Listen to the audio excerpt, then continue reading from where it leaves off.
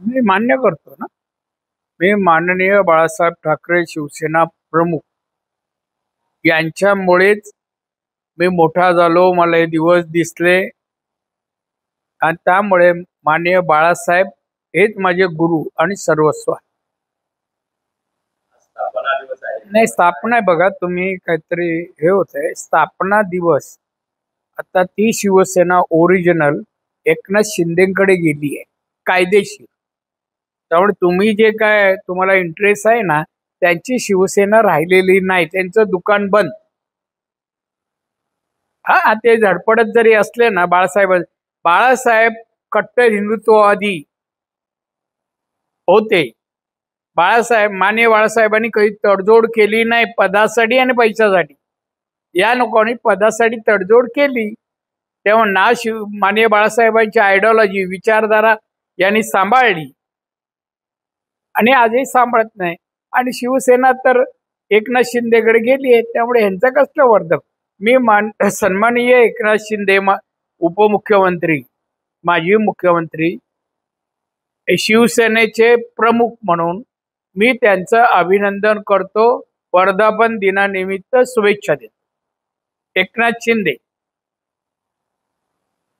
एकनाथ शिंदे लवकरच राज ठाकरेंना स्नेह बोलवण्यासाठी निवडणूक काय झालं, तुम्हाला बोलू शकते काय? एकनाथ शिंदे सेव काय झालं? ते कोणाच्या घरी कोणी जेवायला जाणं काय बंदी आहे का?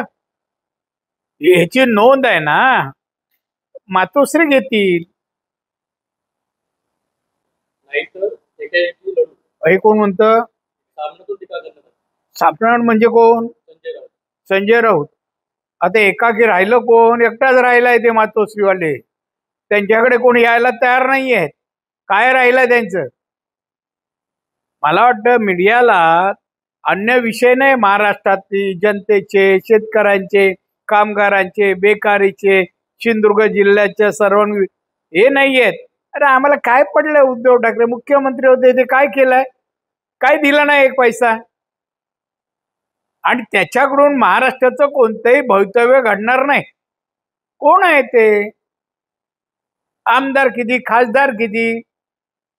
त्यामुळे त्यांचा कुठलाही रोल आता सक्रिय राजकारणात महाराष्ट्राचं भवितव्य, देशात काही पडलं ना, देशाचे संबंध. ते वय फक्त त्यांचं लक्ष मुंबई महानगरपालिका 26 वर्ष दुकान मांडलं आणि जेवढं भ्रष्टाचार करायचं केलं महानगरपालिका. आता परत पाहतायत, शक्य नाही. महानगरपालिका जिंकणं तुमच्या या पूर्वीच्या शिवसेनेला, आत्ताची नाही, पूर्वीच्या